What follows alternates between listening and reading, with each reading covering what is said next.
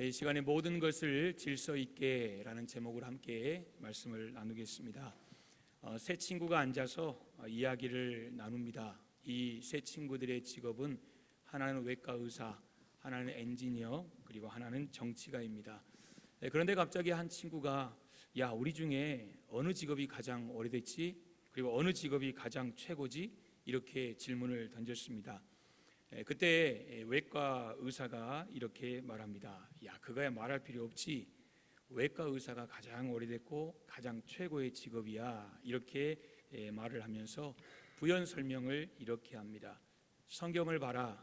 창세기에 보면 하나님께서 남자를 만들었는데 어느 날 남자의 갈비뼈를 뜯어서 여자를 만들었잖아. 그거 기술자인 네가 할 수 있어? 정치가인 네가 할 수 있어? 외과 의사인 나만 할 수 있잖아. 그러니까 외과 의사가 이 세상에서 가장 오래된 최고의 직업이야. 이렇게 외과 의사 친구가 말을 했습니다. 두 친구가 들어보니까 뭐 그런 것 같아 라고 이렇게 대꾸를 합니다. 그러면서 엔지니어 친구가, 기술자 친구가 이렇게 말합니다. 그런데 외과 의사보다 더 오래된 직업이 있어.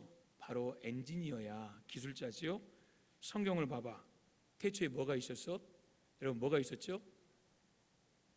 그렇죠. 말씀이 있었죠. 하나님 말씀하시기 전에 혼돈이 있었어요. 그렇죠. 혼돈이 있었어요. 정리가 안 됐어요. 그런데 그 혼돈이 어떻게 됐지? 말씀하심에 질서로 바뀐 것을 기억하실 거예요. 그때 이 엔지니어 친구가 이렇게 말합니다. 거봐, 무질서를 질서로 바꾸는 것은 엔지니어는 할 수 있는 거야. 그러니까 내가 너보다 더 오래됐고 더 위대한 직업을 가지고 있다고. 여러분, 맞는 말 같았어요. 근데 이 정치인 친구가 웃으면서 이렇게 말합니다. 신났네, 신났어. 성경을 보면 태초에 뭐가 있었다고? 혼돈이 있었지. 그럼 그 혼돈은 누가 만들었어? 이렇게 이야기를 하더랍니다. 여러분, 누군가 웃자고 만든 이야기입니다. 새 정부가 들어섰습니다. 우리가 이전까지는 내가 어느 당을 지지했든 또 누구를 지지했든 이제 하나님이 세우신 사람이죠. 그렇죠? 권위는 하나님이 세우신 겁니다. 하나님이 세우셨습니다. 그러므로 우리 그리스도인들이 해야 할 일은 이 새 정부를 통해서 이 나라가 질서가 바로 서고 또 하나님이 원하시는 그런 부흥과 또 하나님이 원하시는 그런 발전, 이런 은혜를 우리가 누릴 수 있도록 우리가 기도하는 것, 여러분, 이것이 우리 그리스도인들의 사명인 줄 믿습니다. 부정선거다 뭐다, 여러분 거기에 선동되지 마시고 정말 우리가 이제는 하나님이 세우신 사람이다.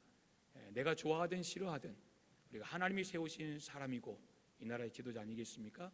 위해서 기도하고 또 정말 지혜롭게 이 나라를 또 이끌어갈 수 있도록 기도하는 것은 우리 그리스도인들의 중요한 사명이라고 저는 생각을 합니다. 제가 파란 당 아닙니다. 그래서 그런 말씀 아니고 우리가 오늘 이 무질서에 대해서 말씀을 준비하면서 우리가 정말 기도할 제목이 이제 그거겠구나라는 생각이 들어서 이런 말씀을 드립니다. 오늘 함께 읽으신 본문을 보시면 이 무질서에 대해서 이야기를 합니다. 특별히 이 무질서는 교회 안에서 무질서입니다. 이 초대교회, 특별히 고린도 교회죠. 이 초대교회 안에서 방언의 은사를 받은 사람이 있었어요. 그런데 이 방언의 은사를 받은 사람들이 이 자기가 방언 받았다는 것을 자랑하고 싶어서 예배 중에 방언을 하기 시작했습니다.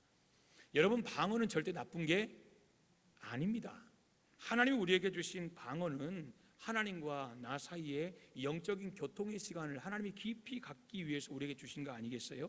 절대 나쁜 것이 아니라 좋은 것입니다. 그런데 방언은 그 내용과 그 말의 뜻을 모르면 사실 다른 사람에게는 덕이 되지 않습니다. 그래서 공예배 때는 방언을 하는 것이 지혜롭지 않습니다. 개인 기도 때 얼마든지 하나님과 영적인 교통을 위해서 방언으로 기도하는 건 적극 찬성이지만 공예배 때 방언으로 기도하는 것은 이건 옳지 않습니다. 왜냐하면 덕이 되지 않아요. 뭔 말인지 알아야 아멘을 하죠. 여러분, 안 그렇습니까? 우리를 저주하고 있는지 축복하고 있는지 누가 알아요? 여러분, 만약 생각해 보십시오. 제가 방언으로 설교를 한다고 생각해 보세요. 누가 알아먹겠어요? 대표 기도를 할 때 방언으로 기도를 한다면 누가 기도의 은혜를 받고 누가 그 기도에 함께 마음을 모아 아멘하겠냐 그거예요.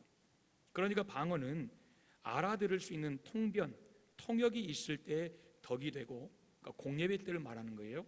알아들을 수 없다면 공예배 중에는 사실 아무런 소용이 없는 것입니다. 그러니까 얼마든지 개인 기도 시간이야 하나님과 방언을 통해서 깊은 영적인 교통을 누릴 수 있겠지요. 그런데 초대교회에서는 예배 가운데 방언하는 사람들이 방언으로 기도하기 시작하는 거예요. 그러니까 우리 새벽 예배 끝나고 주여 부르짖고 기도하는 그런 것을 말하는 게 아니에요. 예배 중에 갑자기 여러분 방언을 막 하기 시작하는 거예요. 공예배 때 나와서 막 방언으로 막 혼자 막 기도하는 거예요. 무슨 말인지도 모르고 알아듣지도 못하는 소리로 방언을 하니까 또 다른 사람이 막 또 방언을 하는 거예요. 말씀드린 대로 개인 기도 시간이 얼마나 은혜가 되겠습니까? 많은. 근데 예배 중이라는 거죠. 그러니 예배의 질서가 완전히 깨지고 말죠. 또 하나 이야기합니다. 예언도 마찬가지입니다. 예의라는 사람이 하나님으로부터 받은 예언입니다 라고 예언을 합니다. 한참 예언을 하고 있는데 B라는 사람이 갑자기 일어나서 또 다른 예언을 합니다. 그러니까 하나의 주제에 한 사람을 놓고 두 사람의 예언이 갈렸다는 거예요. 여러분, 그럼 누구 예언을 들어요?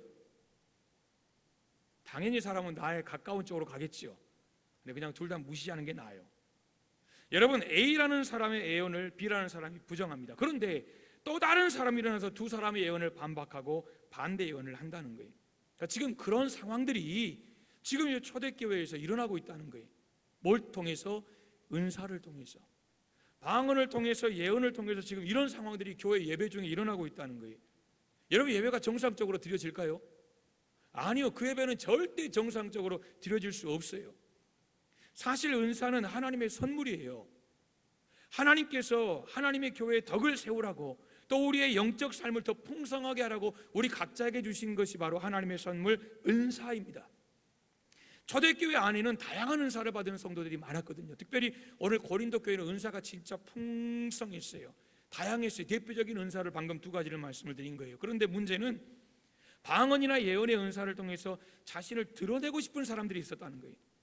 쟤들 방언 못하는데, 저 사람 예언 못하는데, 그러니까 그것을 막 드러내고 싶은 거예요. 그러니까 마치 여러분, 은밀한 골방에 가서 하나님 앞에 기도하고 은밀한 골방에 가서 하나님이 저 사람에게 이런 말씀을 하시는구나, 여러분 그렇게 깨달으면 좋은데 마치 바리새인처럼 사람들 다 보는 데서 보라고 지금 이런 상황이 벌어졌다는 거죠. 자신을 드러내기 위해서 공적 예배 중에 은사를 무질서하게 사용하려는 사람들이 여러분 고린도 교회에 있었다라는 거죠. 여러분, 고린도 교회의 상황을 우리가 14장 말씀을 잠깐 봤는데요, 이 상황을 통해서 우리가 여기서 한 가지 짚고 넘어갈 게 있습니다. 바로 예배인데요, 여러분, 예배는 뭔가를 자랑하는 장소가 절대 아닙니다. 예배는 내게 있는 뭔가를 드러내는 시간이 절대 아닙니다. 예배의 초점은 즉 사람이 아니라는 것입니다. 예배의 가장 중요한 초점은 하나님이죠. 그러니까 우리가 받는 것에 있는 것이 아니라 하나님께 드리는 것에 예배의 초점이 있습니다. 내가 오늘 예배 가운데 뭘 드릴까? 하나님 뭘 기뻐하실까? 내가 뭘 받을까가 아니라 뭘 드릴까요? 그래서 우리는 예배를 본다라고 하지 않고 아시잖아요, 드린다라고 말합니다.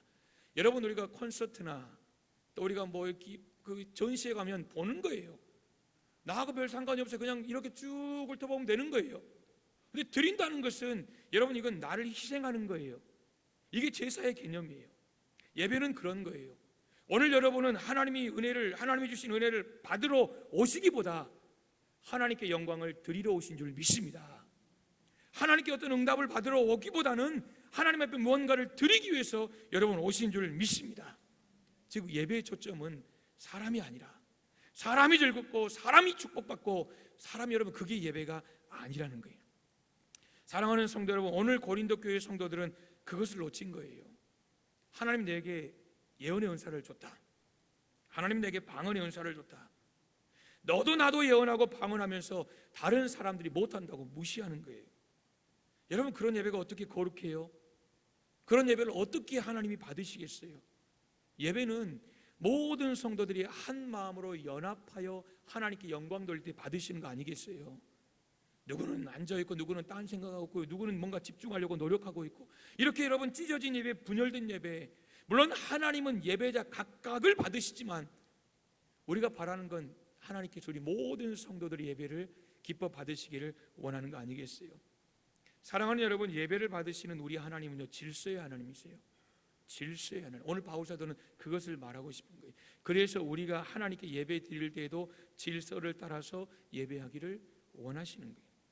그런데 여러분, 질서는 오늘 본문에서 소개된 예배나 은사에만 필요한 게 아니에요.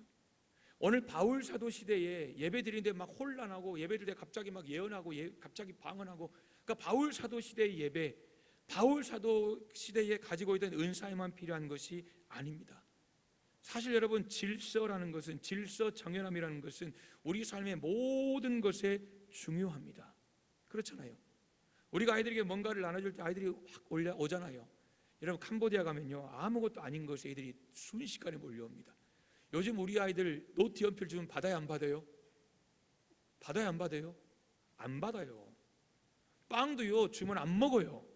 뭐 안에 이렇게 뭐 있잖아요, 스티커 있는 거, 이런 거나 받지. 여러분, 그냥 뭐 갖다 주면 그냥 안 먹고 쓰레기통에 버리는 경우들도 많이 있어요. 그런데 캄보디아 가보면요, 볼펜 한 자루 가져가도 애들이 막 몰려들어요. 여러분, 그런 상황에서 뭐라 그러죠? 뭔가를 나눠주고 싶은데 한꺼번에 몰려오면 뭐라 그래요? 줄 서 그러잖아요. 줄 서 뭐예요? 질서예요, 질서. 그러니까 우리 삶의 아주 작은 것에서부터 우리는 질서를 추구하며 살아가는 거예요. 질서가 깨지면 이거 엉망이 되는 거예요. 여러분, 우리 육체 가운데요, 질서가 있어요. 그렇잖아요. 우리 몸이 건강하면 질서가 잘 돌아가는 거예요. 안 그렇습니까? 질서가 깨지는 순간 여러분, 우리 건강은 또 여러분 뭔가 문제가 생기는 거예요. 우리 삶 모든 영역에서 여러분, 질서 정연함. 하나님은 우리의 모든 것에 질서가 있기를 원하시는 거예요. 그래서 33절 보시면 하나님은 무질서의 하나님이 아니래요. 그러면서 여러분, 무질서의 하나님이 아니다 그러면 그 다음 뭐가 나와야 돼요? 질서의 하나님이 나와야 되는데 그게 있어요, 없어요? 없어요. 대신 뭐라고 했어요? 오직 화평의 하나님이시라 그랬어요. 즉 이 구절은 뭘 말하냐면 무질서의 반대가 화평이라는 거예요. 그러면 화평과 동일한어가 뭐라는 거죠? 질서라는 거예요. 질서와 화평은 같은 의미라는 거예요. 단어는 다르고 그 속에 담겨있는 깊은 뜻은 다르지만 같은 의미라는 거예요. 오늘 바울 사도는 그렇게 쓰고 있어요. 여러분 생각해 보세요. 질서가 있는 곳에 화평이 있어요. 질서가 있는 곳에 평안이 있어요. 무질서한 곳 가보세요. 심란해요. 마음이 그냥 막 그러잖아요. 여러분, 구별이 되어 있고 질서가 있는 것은 아름다운 거예요. 그것은 화평한 거예요. 좋은 거예요. 그래서 하나님은 우리의 마음도 질서 안에서 평안하기를 원하세요. 그래서 하나님은 우리의 삶도 질서 안에서 행복하기를 원하시는 거예요. 우리가 성경을 보면 하나님은 이 세상을 질서 있게 창조하셨어요. 하나님의 창조 사역은 혼돈과 무질서를 질서 있게 하신 거예요. 공허함을 충만함으로 채우신 거예요. 그리고 캄캄한 흑암, 암흑을 하나님은 빛의 역사로 채우신 것이 바로 하나님의 창조 역사, 질서 아니겠습니까? 우주와 만물은 하나님의 통치 가운데 질서 있고 조화롭게 움직이는 거예요. 보십시오. 하나님이 천지 창조를 할 때요, 빈 집에 아담과 하와 집어넣은 거 아니에요. 그냥 집만 덩그라니 만들어 놓으시고 아담과 하와야 너 여기 살아라, 이렇게 하나님이 그들 인도하신 게 아니에요. 요즘 말하면 풀빌라 있죠. 다 있어요.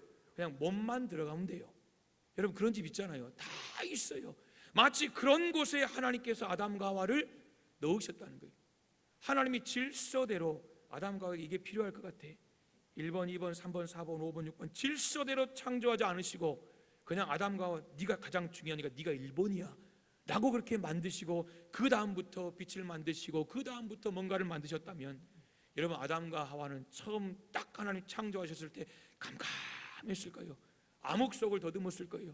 먹을 게 하나도 없었을 거예요. 그러나 하나님은 1번부터 차근차근 조직적으로 질서 있게 질서 정연하게 착 만드시고 그 속에 질서 정연하게 너희를 다스리라고 아담과 하와를 그 속에 넣으셨다는 거예요. 여러분, 만물을 창조하신 하나님은 모든 피조물들을 제자리에 놓으시고 뭐라 하셨어요? 터보라 그랬어요. 보시기에 좋았다 그랬어요. 그러므로 여러분, 각자가 자기 자리를 지켜야 좋은 거예요. 자기 자리 지켜야 좋은 거예요. 알바생을 딱 아르바이트 하러 하는 학생이 왔는데 자기가 사장인 것처럼 해요. 여러분, 그런 정신으로, 그런 주인의식을 가지고 여러분 열심히 일해 주는 건 고맙지만, 마치 자기가 사장인 것처럼 자기 마음에 들면 그냥 할인 50%, 자기 마음에 안 들면 그냥 정가 다 받고, 여러분 만약 그런 알바가 있다면 어떻게 하시겠어요? 아니에요.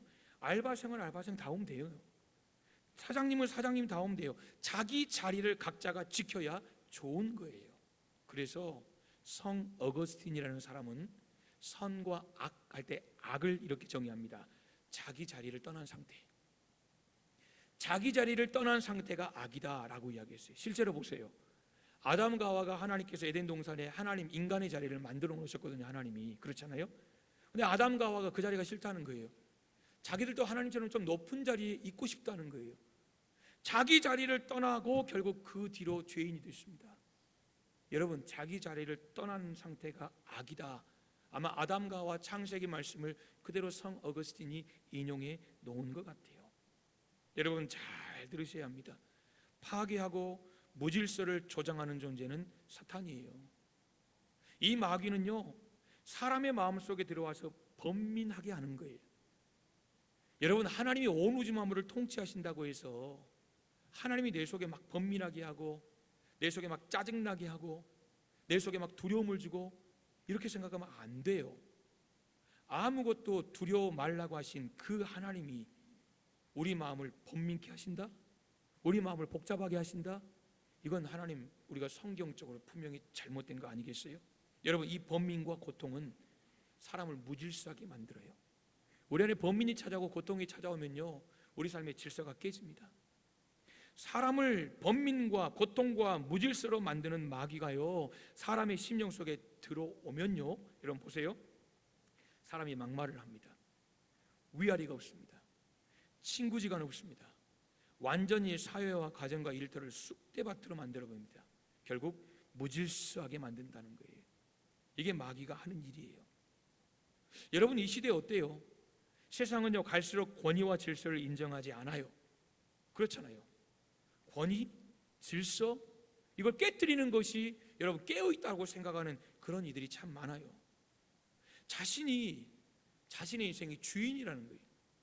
그러니까 내 기호대로, 내 감정대로 이걸 가장 중요시 여기는 세대라는 거죠. 그래서 갈수록 하나님이 창조하신 질서가 여기저기서 금이 가고 깨어지기 시작해요. 이 시대에 가장 안타까운 것이 포괄적 차별금지법 아닙니까? 여러분, 성경을 보면 하나님께서 무엇보다 먼저 제정하신 질서가 있어요. 그게 뭐냐면 남자와 여자예요. 이건 질서예요. 질서. 그냥 하나님이 남성 여성 만드셨다가 아니라 이건 질서라고요. 이 질서는 깨지면 안 되는 거예요. 그런데 그 질서를 깨기 시작했어요. 아, 나 싫은데, 나 남자가 좋은데, 아, 나 여자가 좋은데, 아, 그건 내 스타일이야, 내 감정이야, 내 기호야, 내가 하고 싶은 거야. 여러분, 그렇게 살겠다는 거죠. 질서가 깨지면서요, 혼란이 와요. 무질서가 와요. 이제 우리나라는 여러분 그 시작점에 있는 거예요. 시작을 못 막으면 그럼 미국 꼴 나고, 우리가 잘 아는 영국 꼴 나고, 먼저 여러분 이 모든 것이 오픈된, 질서가 무너져버린 그 나라 꼴이 그대로 된다는 거죠. 실제로 미국에서 일어난 일입니다. 미국 여자 배구 선수 페이튼 맥랩이라는 선수가, 상대 선수가 여러분 딱 내리꽂은 강스파이크에 맞았어요. 여러분, 그래서 뇌손상 왔어요. 신체 마비가 왔어요. 그리고 선수 은퇴했어요. 근데 상대 선수가 누구냐? 남자에서 나 여잔데요, 트랜스젠더였어요. 112kg. 여러분, 112kg로 배구공에 맞았다고 생각해 보세요. 정상적이 되겠습니까? 저기서 멀리 날아오는 축구공도 딱 맞으면 100kg 안 되잖아요. 뛰어오는데 여러분, 그 강스파이크를 맞고 결국 은퇴했어요. 이게 미국이거든요.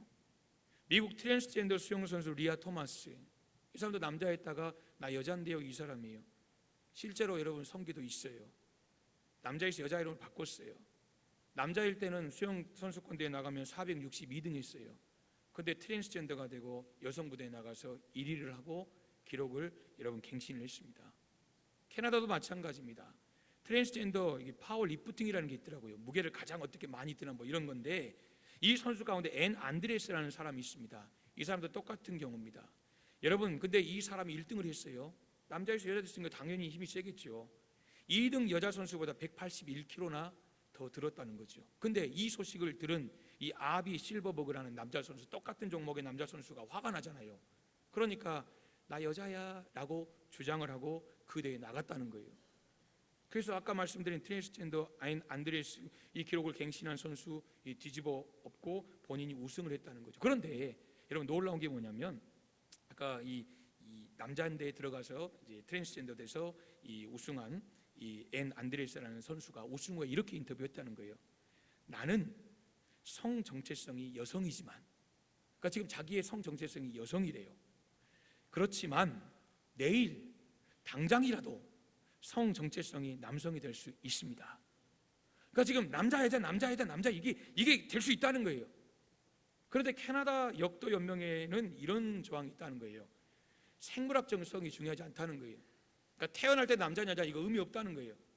본인이 생각하는 성으로 성별을 규정하는 황당한 규정이 있다는 거예요. 그러니까 나 남자야, 아까 여러분 그 황당해가지고 내가 그런 가서 우승해주겠다, 황당해가지고 이게 나 여자야 라고 이 참여했던 실버버그라는 사람이 전혀 수술도 하지 않고 나 남자야 여자야 라고 해서 그 대회에서 우승할 수 있는, 여러분 그런 참 황당한 일들이 벌어졌다는 거죠.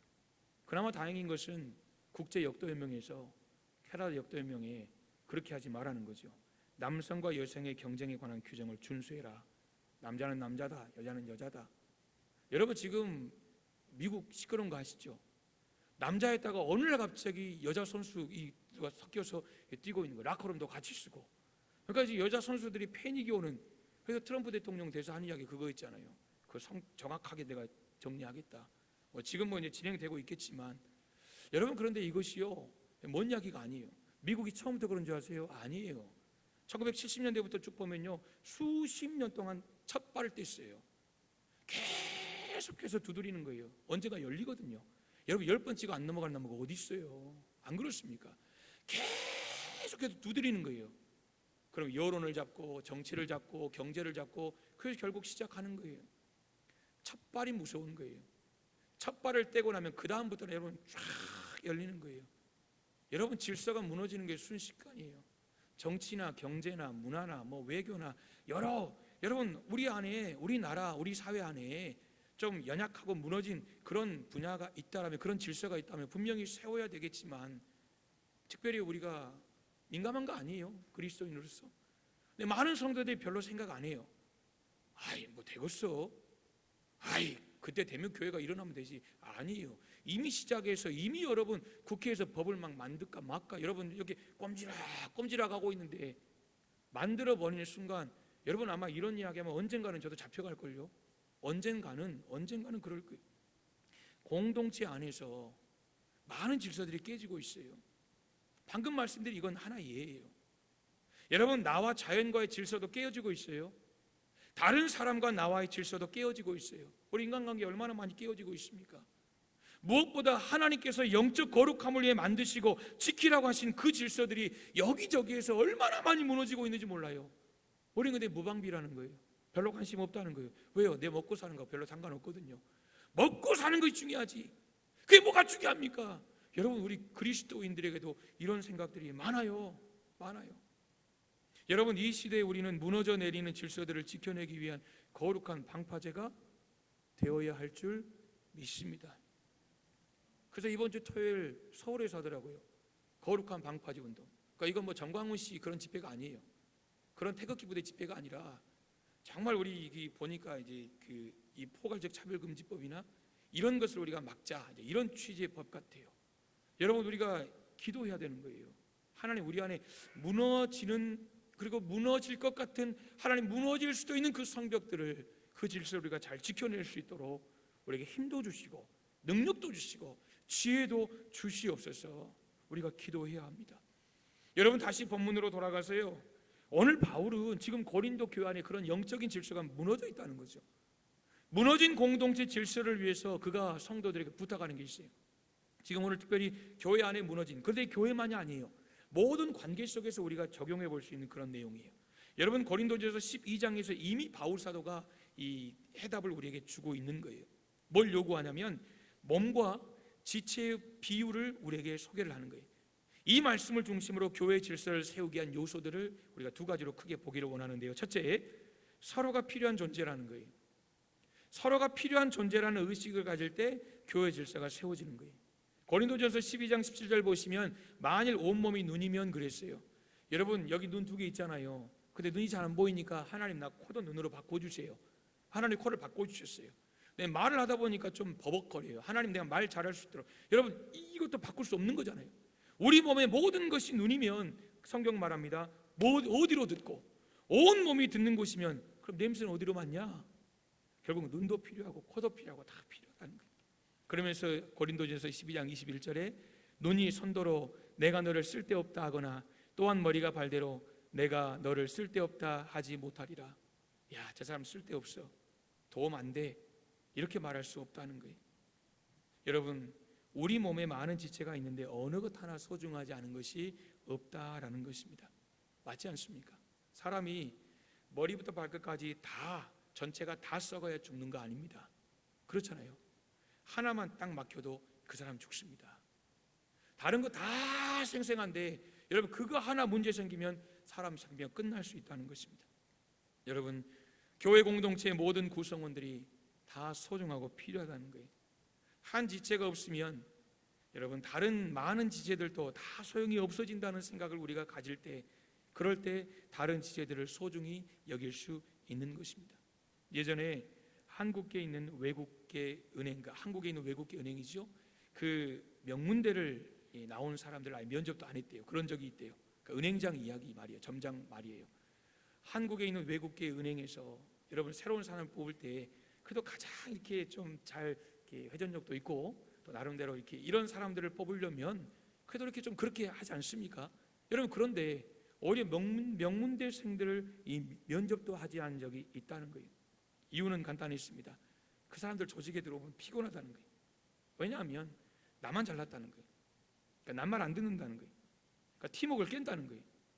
그러니까 이 사람들이 인재인 건 맞지만 아예 그냥 면접조차 하지 않은 적도 있다라는 거예요. 서로의 존재를 인정하고 서로의 필요를 인정하고 서로의 가치를 인정할 때 여러분, 교회는 질서 있게 세워지는 거예요. 방언도 소중하죠. 예언도 소중하죠.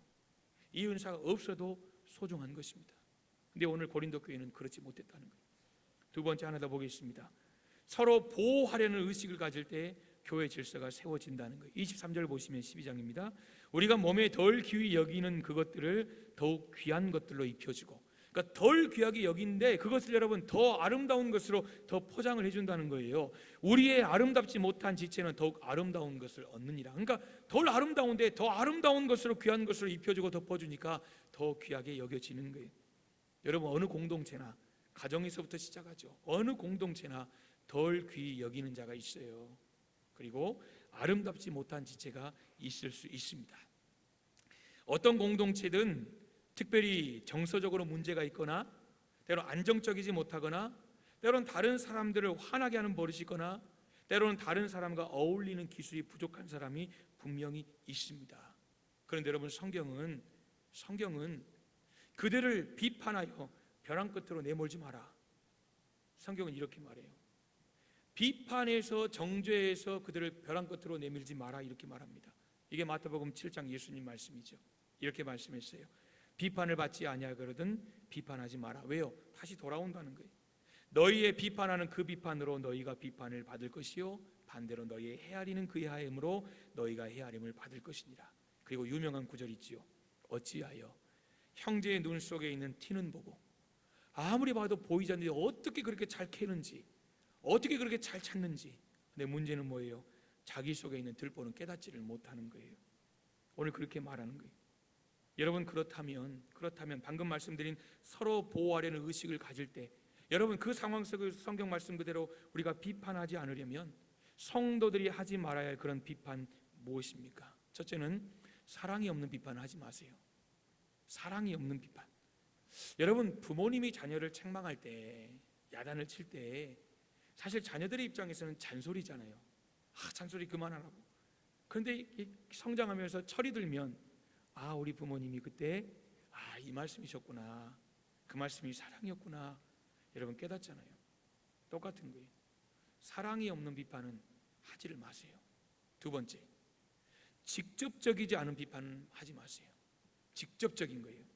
여러분, 직접적이지 않고 이렇게 돌아서 이런 거 하지 말라는 거예요. 당사자가 아니에요. 근데 제3자에게 이야기하는 거, 이거 성경이 금하는 거예요.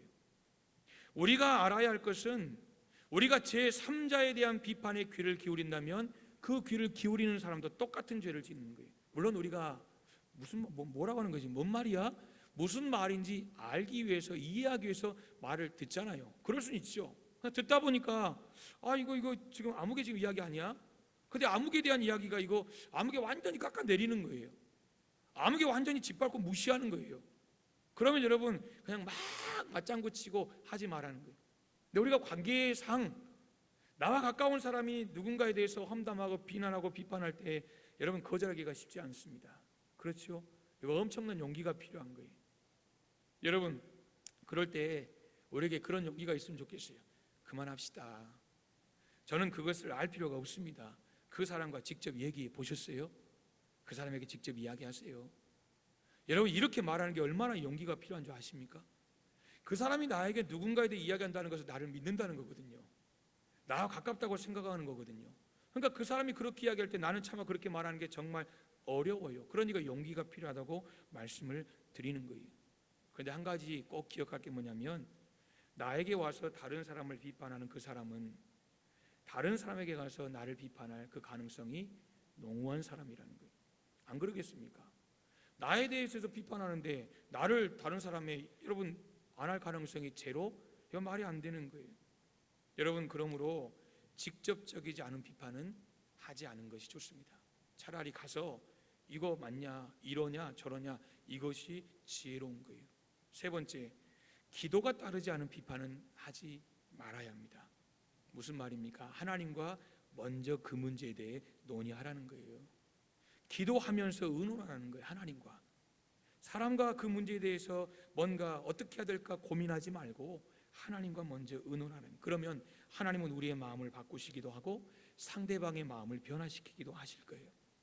사랑하는 성도 여러분, 이렇게 비판이 아니라 오히려 보호하려는 의식을 가질 때 교회는 질서가 있게 되는 것입니다. 가정이 그렇잖아요.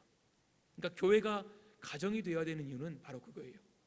여러분, 가정에서 비판할 것이 있다고 해서 비판해서 찍어내지 않아요. 그러나 교회는 또 달라요. 교회가 가정 공동체, 사랑의 공동체가 되어야 될 이유는 바로 그거예요. 여러분, 이해되시죠? 말씀을 이제 정리하도록 하겠습니다. 여러분, 우리는 한 해를 시작할 때 새로운 다짐을 합니다. 그리고 새로운 계획을 합니다. 왜요?